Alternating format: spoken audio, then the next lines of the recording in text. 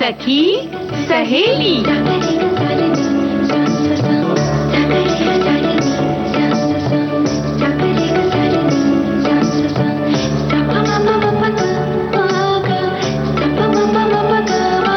सखी सहेली।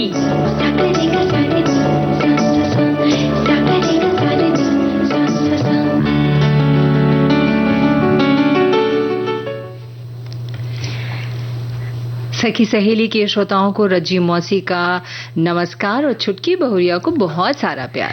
मौसी नमस्कार और हमारे सभी श्रोताओं को भी छुटकी बहुरिया का बहुत सारा प्यार भरा नमस्कार।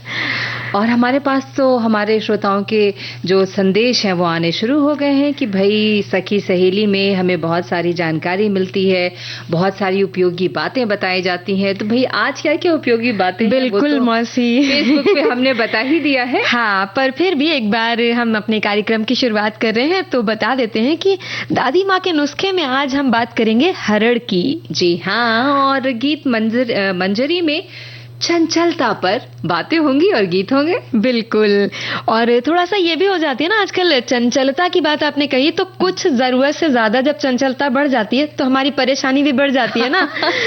परेशानी तो बढ़ती है माँ बाप की, माँ पिता की, क्योंकि बच्चों की जो चंचलता होती ना वो कई बार बहुत प्यारी, बहुत अच्छी भी लगती है। हाँ। लेकिन कभी कभी वो बहुत, जिसे कहते हैं कि बाहर कहीं गए हुए हों और ऐसी कोई हरकत बच्चे कर जाते हैं या कह जाते हैं तो उससे थोड़े से एम्बैरेसमेंट भी हो जाती है। हाँ, और वही हमारी उलझन का कारण बन जाती है। और उलझन से याद आया मौसी कि कुछ और ऐसी चीज भी होती है अक्सर सड़कों पर जो हमारी उलझन बढ़ा देती है। बिल्कुल, देखो ना, गाड़ी में, स्कूटर में कहीं भी बैठे और पीछे से कोई जबरदस्ती बेवजह हॉर्न बजाते जा रहे हैं। क्या जरूरत है भाई वायु प्रदूषण इस तरह से फैलाने की? बिल्कुल, तो वो भी हमें परेशान करता है। हाँ, तो आज इन सारी बातों के बारे में बात करेंगे और शुरुआत हम नुस्खों से करते हैं, दादी माँ के नुस्खों से। तो क्या कहती हैं, बताइए, मतलब हरड़ के फायदों पे चर्चा की जाए। बिल्कुल, हरड़ जिसे कई बार हरितकी भी कहते हैं, त्रिफला के 3 फलों में से एक है और एक बहुत ही बेहतरीन औषधि है। विशेष रूप से इसके इस्तेमाल से वात, पित्त और कफ दोष को ठीक करने में बहुत मदद मिलती है। जी हाँ मौसी, बिल्कुल। और इसके अलावा तो हरड़ के इस्तेमाल से भूख भी खुलती है। ऐसा भी कहा जाता है कि आंखों को फायदा होता है, शरीर को ताकत मिलती है, जिससे उम्र में भी जो है बढ़ोतरी होती है। मतलब ज्यादा उम्र के नहीं दिखने लगेंगे, हमारी उम्र बढ़ती है। हाँ बिल्कुल बिल्कुल। और सिर्फ इतना ही नहीं, हरड़ मधुमेह, कफ, सूजन, कुष्ठ, कृमि रोग की या फिर पेट की बीमारियां हो, स्वरभंग हो, हिचकी हो, थकान हो, गले की बीमारी जैसी परेशानियों को भी दूर करने में मददगार साबित होता है। हाँ, और क्या, तभी ना तो मतलब पुराने समय से तरह तरह से दादी नानी के नुस्खों में इनको हरड़ को जो है या हरितिकी कहें, उसको उपाय के रूप में इसका बहुत ज्यादा इस्तेमाल होता हुआ आया है ना। हाँ वैसे तो है, पर अच्छी हरड़ की पहचान होनी भी छुटकी बहुरिया बहुत जरूरी है अगर उससे पूरा लाभ लेना है तो। ये बात तो बहुत आपने मतलब बहुत जरूरी बात का एकदम मुद्दा उठाया है। और ये सच है कि अगर हम सामान जो भी इस्तेमाल कर रहे हैं, चाहे वो नुस्खे में चाहे दवा में, तो उसका विशेष रूप से उसका अच्छा होना बहुत ज्यादा जरूरी है ताकि उससे पूरा लाभ लिया जा सके। तो अच्छी हरड़ की पहचान ये है कि वो गोल, थोड़ी भारी सी, गुड़ के जैसा टूटने वाली होती है और अगर उसको पानी में डालकर देखें तो वो डूब जाती है। और विशेष रूप से लाल रंग की जो हरड़ होती है उसको अच्छा माना जाता है। बिल्कुल। और तो भाई अच्छी हरड़ की जांच, परख और पहचान तो हमने बता दी है, अब जरा फायदों की भी बात कर लेते हैं। जी हाँ, पर क्यों मौसी, उससे पहले गीत सुन लिया जाए। बिल्कुल बिल्कुल, तुमने सही कहा, एक गीत सुन लेते हैं।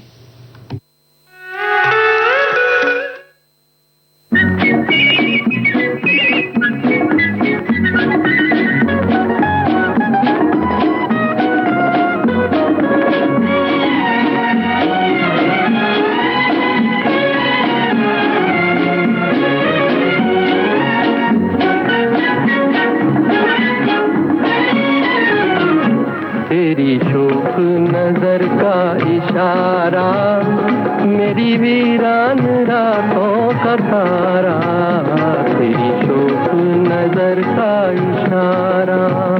तेरी तेरी बाहों का जब है सहारा, पिया मझधार भी है किनारा, तेरी बाहों का जब है सहारा। तेरी शोख नजर का इशारा, मेरी वीरान रातों का तारा, तेरी शोख नजर का इशारा।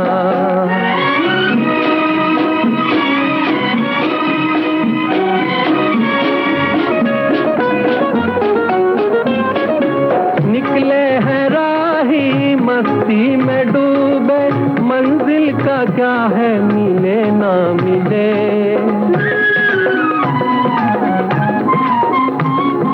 निकले हैं राही मस्ती में डूबे, मंजिल का क्या है मिले ना मिले। तुम साथ हो तो किस्मत से अपनी, शिकवे कहाँ के गिले।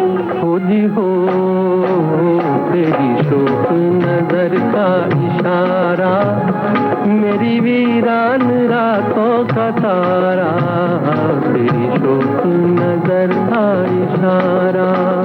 तेरी बाहों का जब है सहारा, पिया मझधार भी है किनारा, तेरी बाहों का जब है सहारा।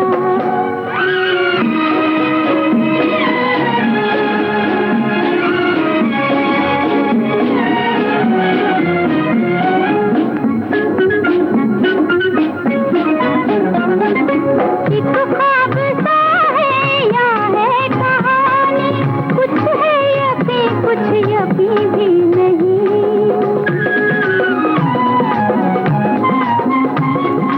एक ख्वाब सा है या है कहानी, कुछ है यकीन कुछ यकीन भी नहीं। हम तो ये जाने सच है या सपना, जो तुम नहीं हो तो हम भी नहीं। हो जी हो, तेरी बाहों का जब है सहारा, पिया मझधार भी है किनारा, तेरी बाहों का जब है सहारा। तेरी शोख नजर का इशारा, मेरी वीरान रातों का तारा। हमारे श्रोताओं ने भी हमें बहुत सारे जो है वो संदेश के जरिए ये लिखकर बताया है कि भाई हरड़ किस तरह से उपयोगी है। एक श्रोता लिखती हैं कि हरड़ का एंटीबैक्टीरियल और एंटीबायोटिक गुण अस्थमा को रोकने में मदद करता है। ये सामान्य सर्दी, खांसी और फ्लू, अस्थमा आदि जैसी विभिन्न श्वसन समस्याओं के इलाज में उच्च महत्व रखता है। ये कफ को पतला और ढीला भी करता है और इसे बाहर निकालने में मदद करता है। ये गर्म तासीर की होती है और सावधानी पूर्वक इसका उपयोग करना चाहिए। जी हाँ, बिल्कुल। और वैसे ना मौसी, आजकल हर इंसान देखिए तनाव से घिरा हुआ है। थोड़ा सा भी काम होता है या कुछ भी होता है, मतलब आम जिंदगी में इतनी परेशानियां, इतनी कश्मकश चलती रहती है, तो ऐसे में सिर दर्द होना तो बिल्कुल आम बात हो गई है। हाँ, और सिर दर्द में अगर हरड़ की गुठली को पानी के साथ अच्छे से पीसकर सिर पर लेप लगाया जाए तो काफी आराम मिलता है। वैसे अगर पूरा पूरा दिन अक्सर कंप्यूटर पर काम करने से जिन लोगों की आंखों में जलन और दर्द होता है ना, तो वो पूरी रात पानी में भीगी हुई हरड़ को अगर सुबह छान कर इसके पानी से आंख धोएं तो आंखों में ठंडक आती है और जलन में आराम मिलता है। इसके अलावा आंखों से जुड़ी एक बड़ी परेशानी है मोतियाबिंद, जो उम्र बढ़ने पर ज्यादातर लोगों में पाई जाती है या हो जाती है ये। हाँ, तो ऐसी परेशानी में हरड़ को पानी में 3 पहर तक भिगोकर रखें और फिर इसे घिसकर आंखों के ऊपर लगाने से मोतियाबिंद की समस्या में आराम मिलता है। हाँ, और हमारे एक श्रोता ने भी ऐसा ही लिखा है, मतलब ये संदेश उन्होंने भी भेजा है इस बारे में। और एक लिख के भेजती है कि भाई मुंह की बीमारी में हरड़ है हितकारी। गले और मुंह से जुड़ी समस्याओं में भी हरड़ के फायदे सामने आते हैं। हरड़ के को देखें या हरड़ के आकार के फायदे तब पता चल जाते हैं जब आप इसे ऐसी ही चुनौती में इस्तेमाल करते हैं। 20 से 40 प्लास्टिक हरड़ के काढ़े में 3 से 12 शाकाहारी पानी से गले के दर्द में आराम मिलता है। ये शाकाहारी मुझे बीच में समझ में नहीं आया, लेकिन आगे लिखा है कि नियमित रूप से हर्ट केशों का मंजन करने से दांत साफ रहते हैं, जो हमें हरीतकी केशों के फायदों के बारे में बताते हैं। और एक चीज और लिखी है कि 10 ग्राम हरड़ को आधा किलो पानी में नमक और उसके बाद इस काढ़े में फिटकरी मिलाकर गरारे करने से बहुत ही कम समय में मुंह और गले से पानी बंद हो जाता है। और थोड़ा सा मुझे लगता है वो जो टाइपिंग एरर वही समझ में आ रही है, क्योंकि थोड़ा इधर उधर हो रहे हैं शब्द। खैर, ये शब्दों का खेल और चलता रहता है जब टाइप करते हैं तो। लेकिन अगर आंख से पानी आता है तो हरड़ की छाल को अच्छे से पीस कर आंखों के ऊपर, यानी कि जो पलकें हमारी होती हैं उनके ऊपर लगाने से काफी आराम मिलता है और इससे आंखों से पानी आना जो है वो बंद हो जाता है। उन्होंने भी कुछ ऐसी बता रही थी। हाँ, ऐसा ही कुछ बता रही थी। खाना खाने से पहले रोज 3 ग्राम हरड़ का चूर्ण जो है उसमें 3 ग्राम मुनक्के के पेस्ट को मिला दें। मिश्री या शहद ले लें या चीनी में मिलाकर खाने से भी मोतियाबिंद में बहुत आराम मिलता है। हाँ, और सिर्फ आंख ही नहीं मौसी, मुंह और गले से जुड़ी, जैसे हमारे अभी श्रोता बता रहे थे, उसमें भी काफी हरड़ के फायदे होते हैं। तो मतलब इन सब चीजों में 20 से 40 मिलीलीटर अगर हरड़ के काढ़े को 3 से 12 मिलीग्राम शहद में मिलाकर पीने से गले में अगर दर्द हो रहा है तो काफी आराम मिल जाता है। और 2 से 5 ग्राम हरड़ के चूर्ण का रोज अगर आप सेवन करें तो कब्ज में भी राहत मिलती है। और हमारे एक श्रोता लिखकर भेजती हैं कि हरड़ बड़े काम की औषधि है। बच्चों को घिसकर दूध के साथ देने से पेट दर्द ठीक होता है। बड़े भी ले सकते हैं। त्रिफला हरड़ के बगैर नहीं बनता है, जो कि पेट और आंखों के लिए अच्छा होता है। बिल्कुल। और हमारे एक और श्रोता ने मतलब ये भी लिखा है कि मतलब अभी तक हम लोग जितनी चर्चा कर रहे हैं वो बड़ों के लिए, लेकिन बच्चों के लिए उन्होंने लिख के भेजा है कि हरड़ जो है बड़े काम की औषधि है। बच्चों को दूध के साथ घिस कर देने से पेट में दर्द अगर उनके हो रहा होता है तो आराम मिलता है। हालांकि इन्होंने ये भी लिखा है कि बड़े भी इसको ले सकते हैं। हाँ, और देखो ना, ये एक और श्रोता ने क्या लिखकर भेजा है, उसे भी बताओ। छोटी हरड़ हाजमे के लिए बहुत फायदेमंद होती है। प्रायः बुकनों और हाजमे के चूर्ण में छोटी बड़ी हरड़ दोनों ही पड़ती है। एसिडिटी में एक छोटी हरड़ मुंह में दिन भर डालकर चूसते रहने से एसिडिटी कम होती है और गैस नहीं बनती है। जी हाँ, बिल्कुल। और वैसे मतलब इसका चूर्ण अगर सुबह शाम सौंठ और हरड़ को बराबर मात्रा में मिलाकर इसका चूर्ण बनाएं और 2 से 50 ग्राम तक सुबह शाम गुनगुने पानी के साथ अगर लेते हैं तो इससे पीलिया, सांस फूलना और खांसी जैसी परेशानियों में आराम मिलता है। और इसके अलावा अगर ठीक से खाना ना खाने की वजह से उल्टी आने जैसा महसूस हो रहा है तो 2 से 4 ग्राम हरड़ के चूर्ण को शहद में मिलाकर लेने से उल्टी भी बंद हो जाती है। हाँ हाँ मौसी, बिल्कुल। और भूख, कई बार ऐसा होता है ना कि सिर्फ खाना खाने के बाद की दिक्कत नहीं, कई बार हमें ऐसी भी समस्या हो जाती है कि खाना खाने का मन नहीं करता, जैसे इच्छा नहीं लगती ना, भूख नहीं लग रही है करके बहाने मारे करते हैं बच्चे भी ज्यादातर, और कभी कभी बड़ों के साथ भी ऐसा होता है। तो अगर ऐसा है तो हरड़ का मुरब्बा खाइए, बिल्कुल आराम मिलेगा। बिल्कुल। और जैसा हमने बताया कि भूख न लगने की दिक्कत है तो हरड़ का मुरब्बा तुमने बताया कि आप खाइए। और दस्त की परेशानी में भी हरड़ काम करती है। ऐसे में हरड़ का पिपली के 2 से 5 ग्राम चूर्ण को गुनगुने पानी के साथ लेने से फायदा मिलता है। हाँ, और अगर 2 से 5 ग्राम हरड़ के चूर्ण को शहद के साथ लिया जाए तो मधुमेह को नियंत्रित करने में काफी सहायता मिलती है। और इसके अलावा अगर किसी घाव को लंबा समय हो गया है और वो सूख नहीं रहा है तो हरड़ के काढ़े से धोने से घाव काफी जल्दी भर जाता है। जी हाँ, बिल्कुल। और हम हरड़ के बारे में कुछ जरूरी बातें थोड़ी सी और करेंगे, लेकिन इस अंतराल के बाद।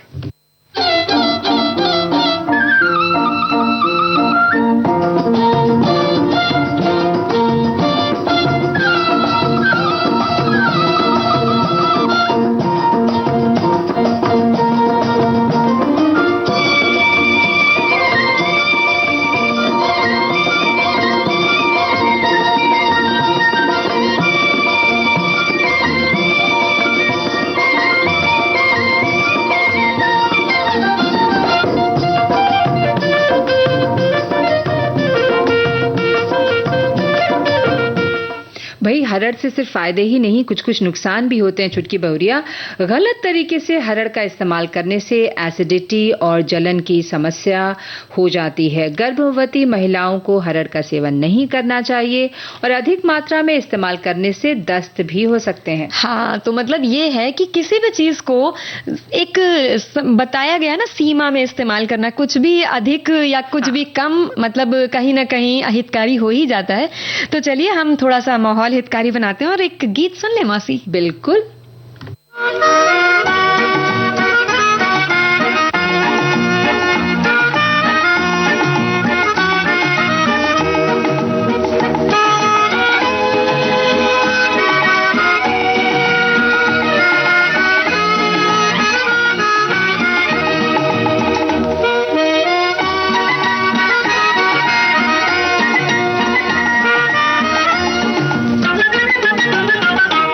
जरा देख सनम मेरा जज्बे दिल मुझे आज कहाँ तक ले आया। जरा देख सनम मेरा जज्बे दिल मुझे आज कहाँ तक ले आया। जहाँ आके मैं खुद को भूल गई, तेरा प्यार वहाँ तक ले आया। जरा देख सनम मेरा जज्बे दिल।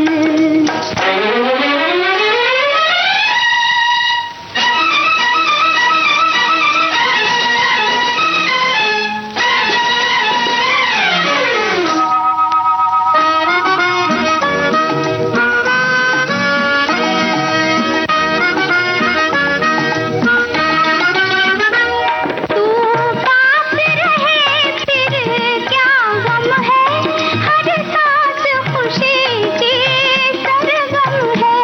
वो छेड़ने वाले प्यार की धुन, एहसान तेरा ये क्या कम है। एहसान तेरा ये क्या कम है। जो गीत छुपे थे दिल में मेरे, उन्हें मेरी जुबान तक ले आया। जरा देख सनम मेरा जज्बे दिल।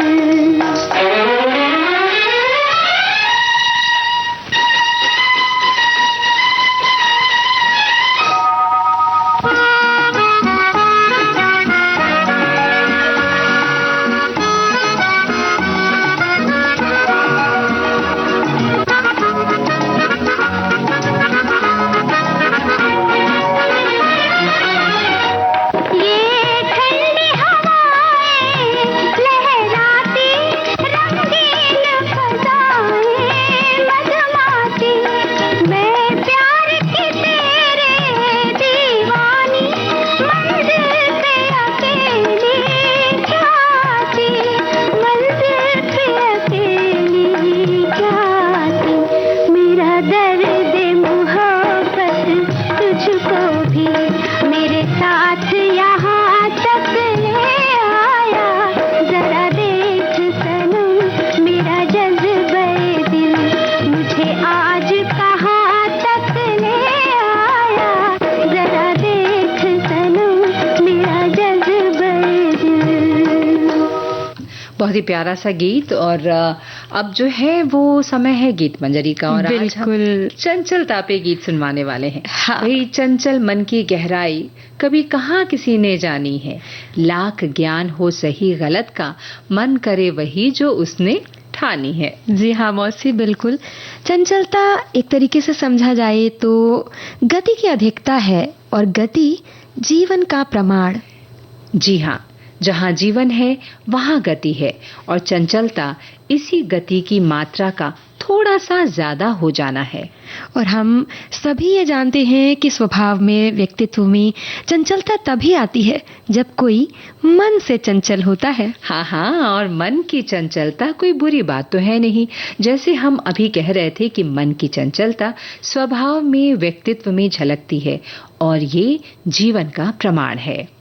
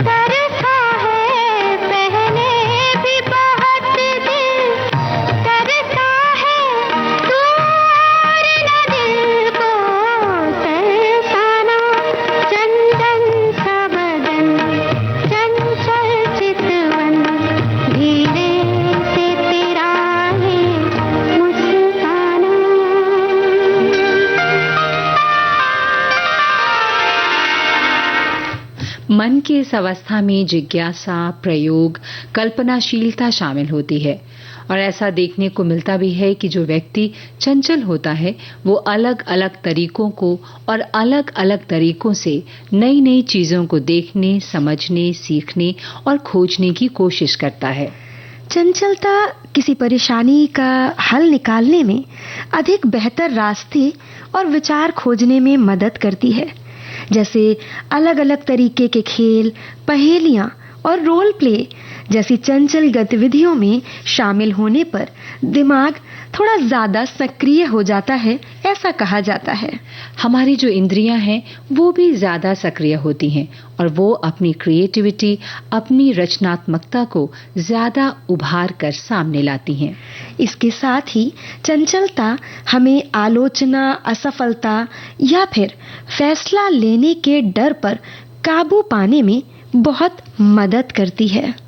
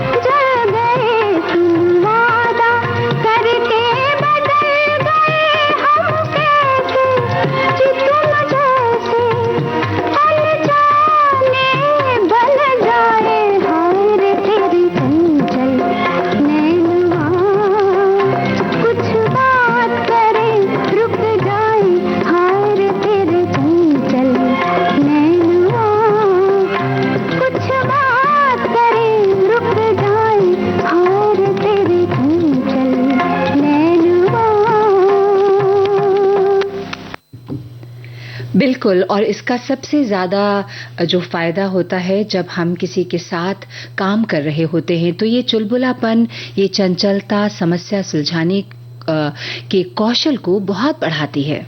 चुलबुला व्यक्तित्व, चंचल स्वभाव हमें हमारी टीम के सदस्यों के साथ संबंध, भरोसा और माहौल को हल्का रखने में बहुत मदद करता है। हाँ, और क्या, चुटकुले, कहानियां या कोई खेल या मजेदार बातें करके माहौल को सकारात्मक और सहायक बनाने में बहुत मदद मिलती है।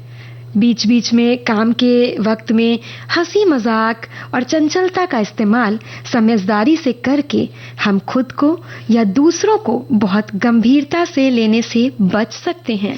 चंचलता प्रेरणा, जुड़ाव और आनंद के साथ साथ मानसिक लचीलेपन, रचनात्मकता और नवीनता में सुधार करने में भी बहुत मददगार होती है। हाँ, और इससे जुड़े गीत हम कुछ रुक कर सुनेंगे इस अंतराल के बाद। पिया बिना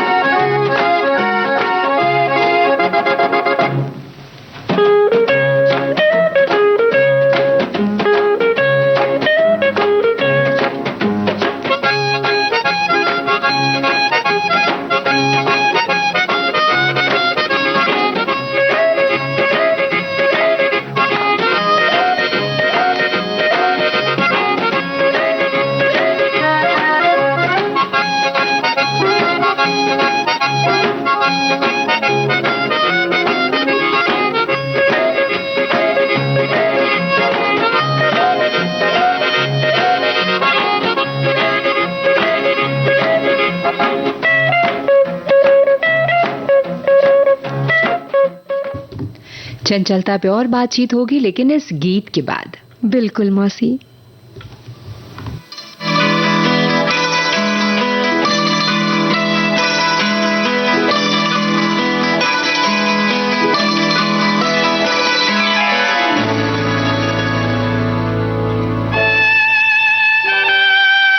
चंचल शीतल निर्मल कोमल संगीत की देवी स्वर सजनी,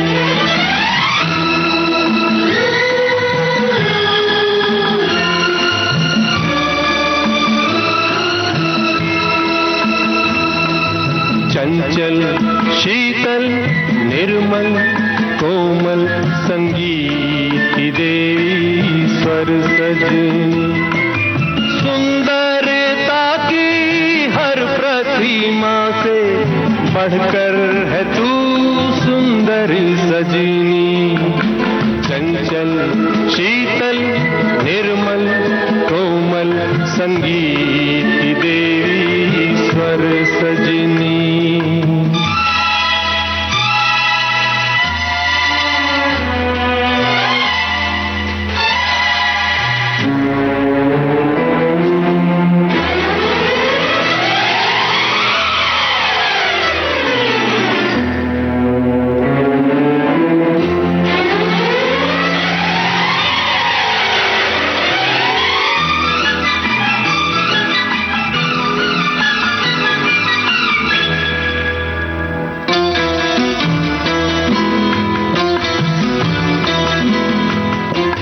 कहते हैं जहाँ ना रवि पहुँचे, कहते हैं वहाँ पर कभी पहुँचे, कहते हैं जहाँ ना रवि पहुँचे, कहते हैं वहाँ पर कभी पहुँचे, तेरे रंग रूप की छाया तक न रवि पहुँचे ना कभी पहुँचे, मैं छूने लगूं तू उड़ जाए परियों से तेरे पर सजनी, चंचल शीतल निर्मल कोमल संगीत की देवी स्वर सजनी।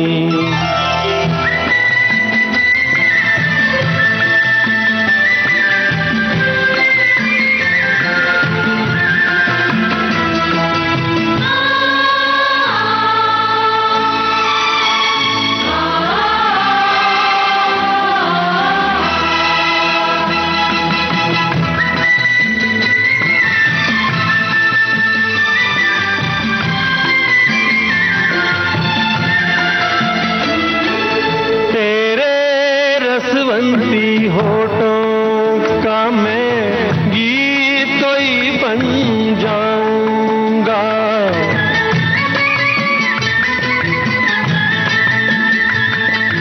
तेरे रसवंती होठों का मैं गीत तो ही बन जाऊंगा। सरगम के फूलों से तेरे सपनों की सेज सजाऊंगा।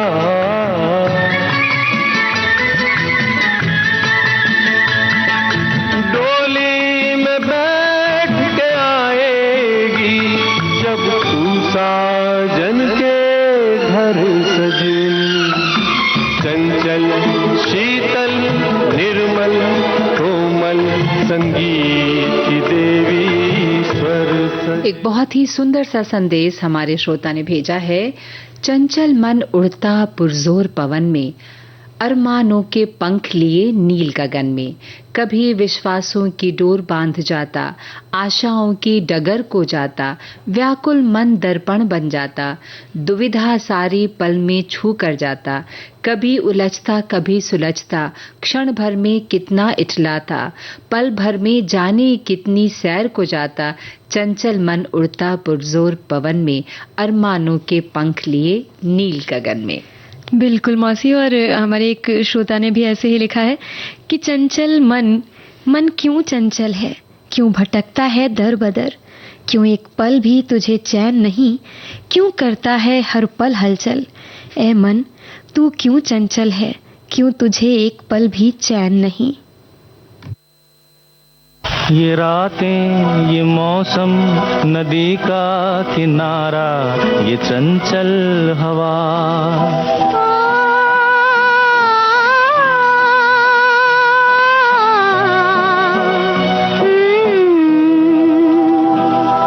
ये रातें ये मौसम नदी का किनारा, ये चंचल हवा। कहा दो दिलों ने कि मिलकर कभी हम न होंगे जुदा। ये रातें ये मौसम नदी का किनारा, ये चंचल हवा।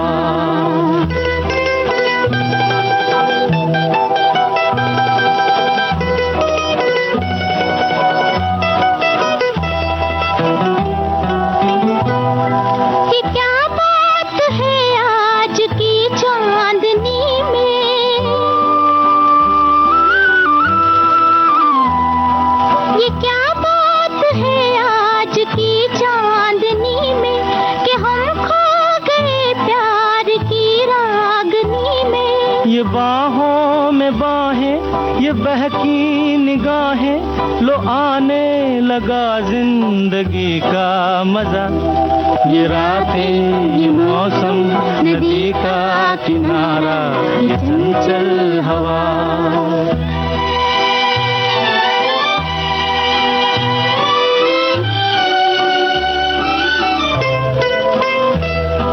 सितारों की महफिल ने करके इशारा,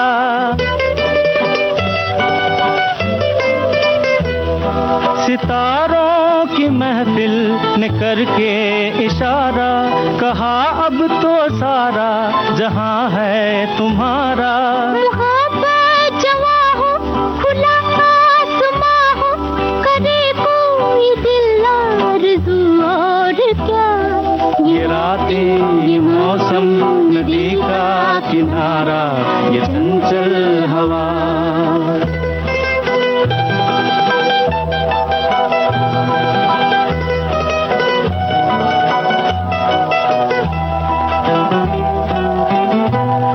कसम है तुम्हें तुम अगर मुझसे रूठे,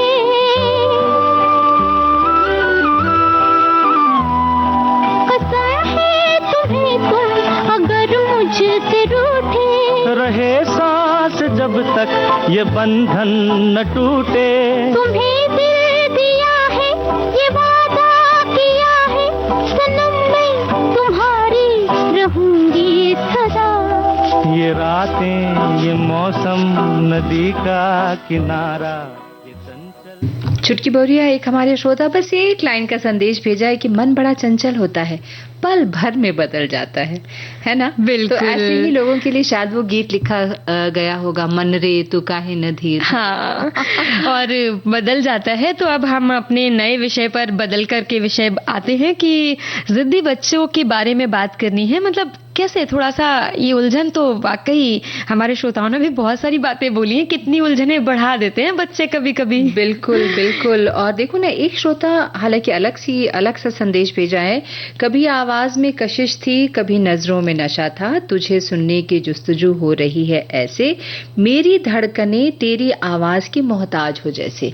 अब ये इन्होंने किस परिप्रेक्ष्य में लिखा है, लेकिन बहरहाल हमसे जुड़ने के लिए बहुत बहुत शुक्रिया। हाँ। तो भाई बढ़ते बच्चों के माता पिता अक्सर ये शिकायत करते हैं कि उनका बच्चा आजकल थोड़ा बदतमीजी करता है, बात बात पर जिद करता है, समझ नहीं आता क्या करें, कैसे उसकी आदतों को सुधारें। बात तो बिल्कुल सही है मौसी की, मतलब माता पिता को बड़ी मशक्कत करनी पड़ती है कभी कभी, तो दूसरों के सामने या कभी सड़क पर, बाजार वगैरह में जब ऐसे बच्चा जिद करने लगता है किसी चीज को, कई बार तो मतलब ऐसा हो जाता है अरे जमीन पर ही लेट जाता है, वरना पकड़ के कपड़े खींचने लगता है, तो बड़ी असहज स्थिति हो जाती है।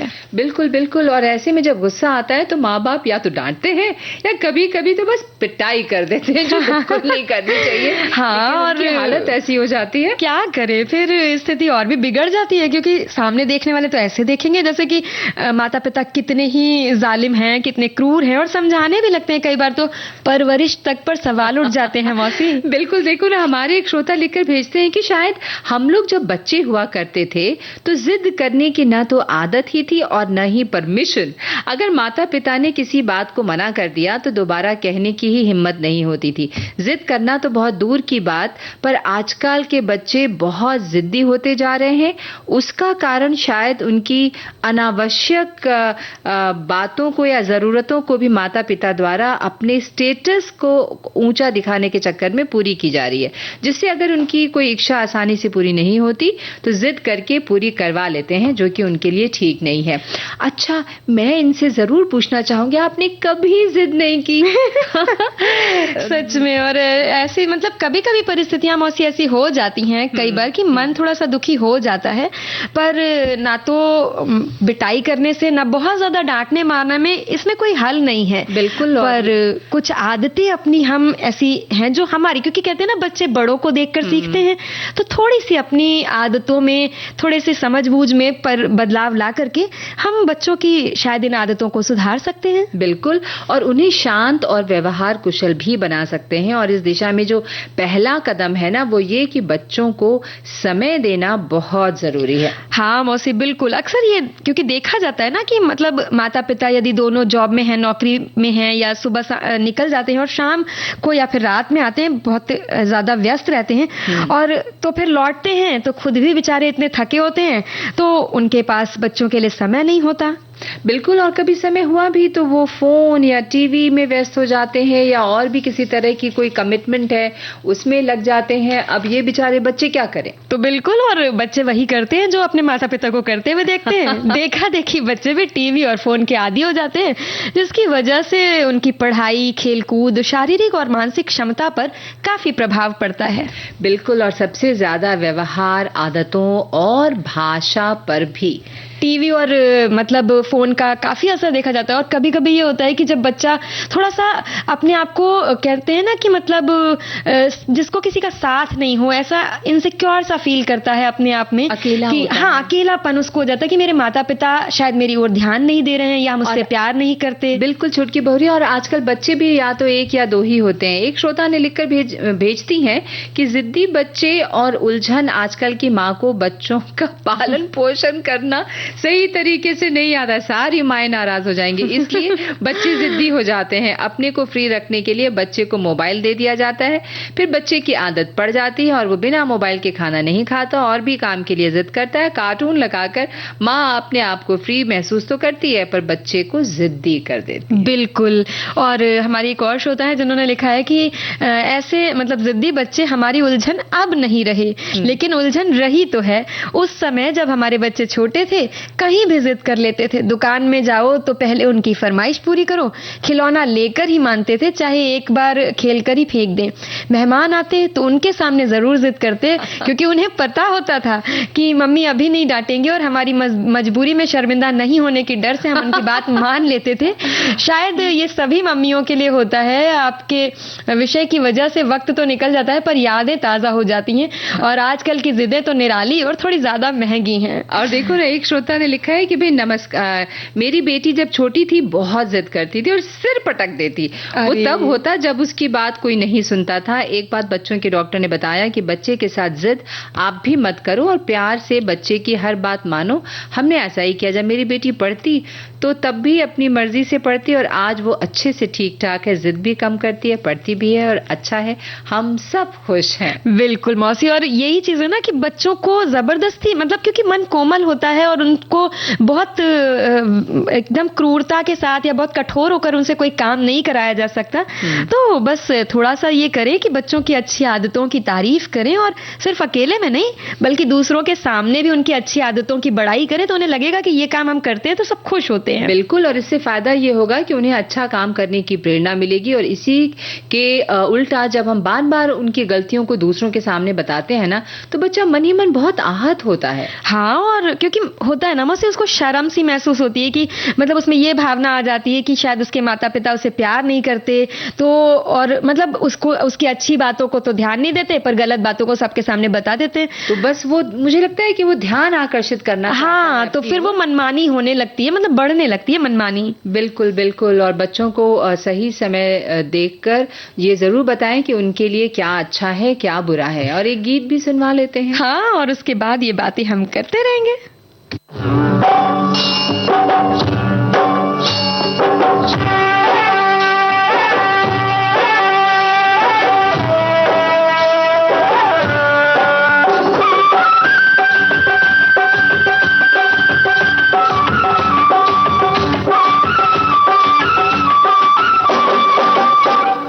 कंकरिया मार के जगाया, कल तू मेरे सपने में आया। बालमा तू बड़ा वो है, जालमा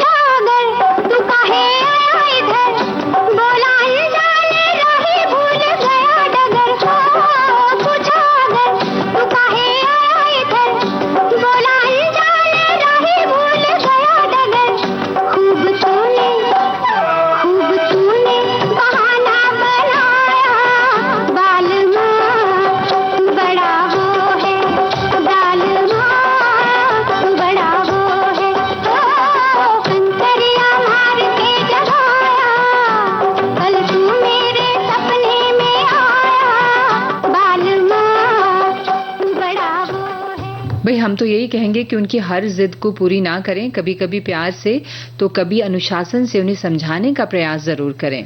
बिल्कुल मौसी, क्योंकि ऐसा करने से ना वो सही से दिशा चुन पाएंगे और उनकी जो बातें हैं वो हम भी समझ पाएंगे और वो उनको भी समझा पाएंगे। और ऐसे के साथ साथ थोड़ा सा बच्चों को क्रिएटिव कामों में लगाया जाए तो इससे वो कुछ ना तो कुछ नया सीखने की कोशिश भी करेंगे और उनमें सकारात्मकता की तरफ बढ़ाव मिलेगा, मतलब उनके उनको व्यवहार में भी सुधार आएगा। हाँ। एक बड़ा अजीब सा मैसेज हमारी श्रोता लिखती हैं कि कुछ लोग कहते हैं कि बच्चा बेहद जिद्दी हो गया है कि संभालना मुश्किल है। मेरे पड़ोसी कभी कभी अपने बाइक का हॉर्न बजाने लगते हैं कि हमें पूछना पड़ता है कि क्यों बजा रहे हैं, तो कहते हैं कि पोता जिद कर रहा है इसलिए, थोड़ा आप लोग भी बर्दाश्त कीजिए। वाह पोता, आपका जिद नखरे संभालना आपका काम है और सारे पड़ोसियों को ध्वनि प्रदूषण से विचलित करना ये कहाँ का पड़ोसी धर्म है। बिल्कुल मौसी, ये तो सही बात है। और इस तरह से मतलब सिर्फ एक व्यक्ति नहीं, एक परिवार नहीं, अड़ोस पड़ोस के मतलब मोहल्ले वाले भी लोग परेशान होते हैं। तो जरूरी है कि हम थोड़ी सी चीजों को समझें और बच्चों को, क्योंकि वो मासूम होते हैं, उन्हें समझाकर प्यार से और अपने व्यवहार में थोड़ा सा बदलाव ला करके चीजों को कहीं ना कहीं सुधारा जा सकता बिल्कुल है। सुधारा जा सकता है। और हमारी जो एक बातें हॉर्न पर भी हम करेंगे, पर क्यों ना एक और गीत सुन ले, फिर हॉर्न की बातें भी हम करेंगे। चलो सुन लेते हैं।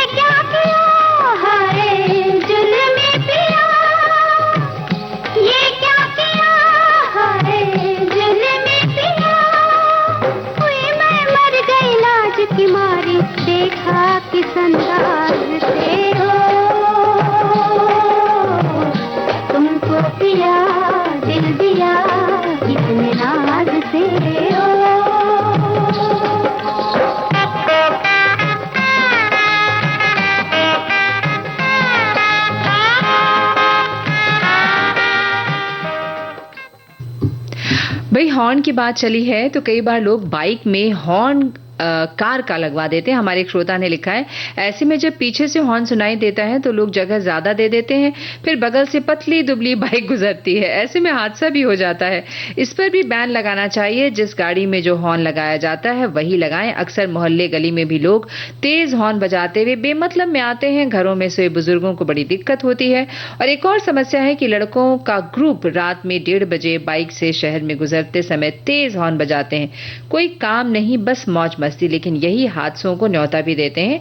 रेडियो सबसे अच्छा माध्यम है कि लोग समझें कि ऐसा नहीं करें जो हम कर रहे हैं। बिल्कुल बिल्कुल, हम बात कर रहे हैं इसी बारे में। और ये जो बात अभी हमारे श्रोता ने बोली कि मतलब लड़कों का ग्रुप, जैसे उन्होंने बोला कि तो आजकल ना मौसी देखा है कि अलग अलग तरीके की आवाजें लगवाते हैं लोग हॉर्न में, जो भटकाव पैदा करती हैं। अलग अलग गानों के हॉर्न वो इतनी तेजी से मतलब बजते हैं कि उनके जो शोर होता है उनका वो बहुत विचलित कर जाता है कभी कभी।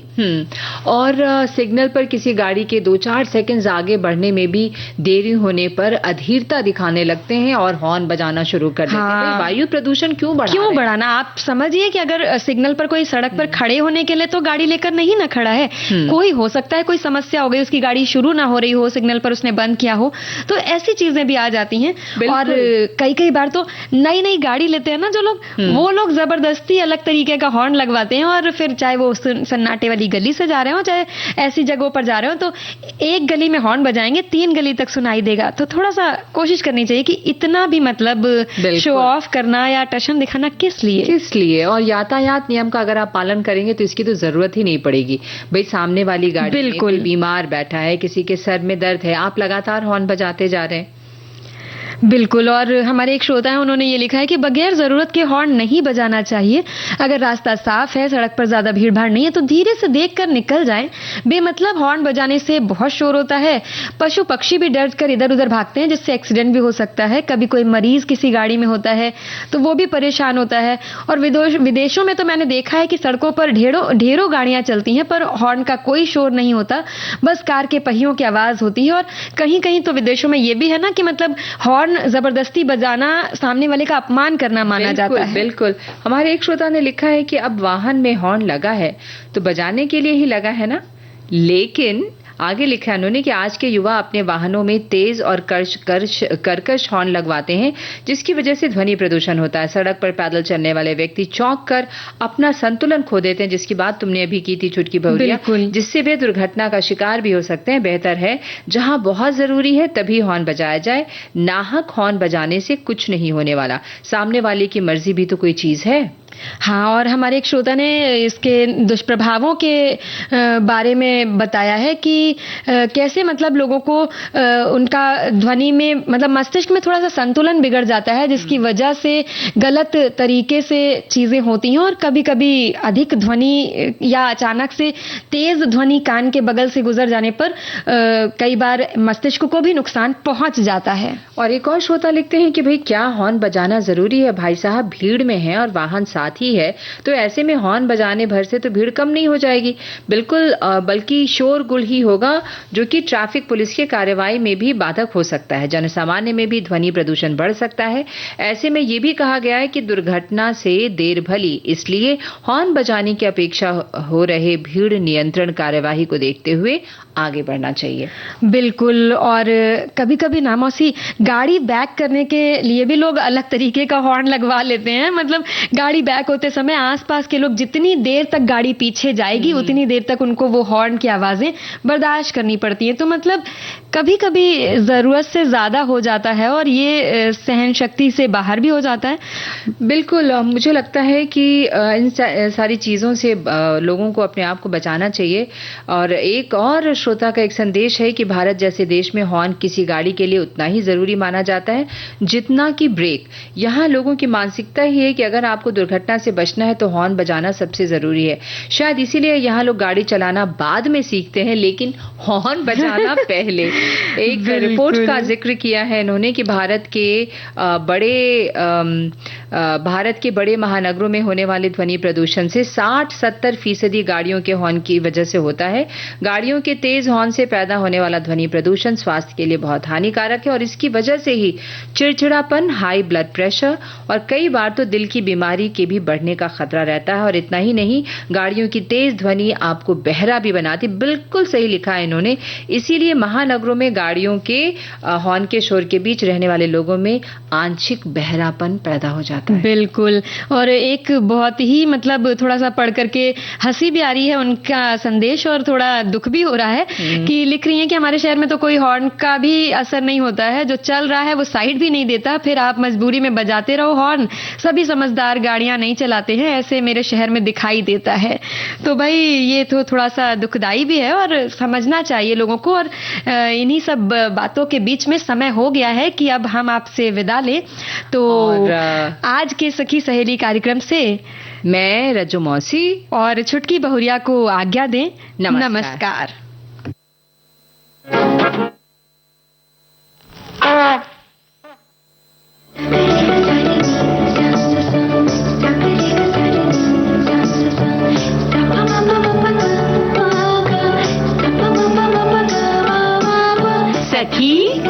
सहेली।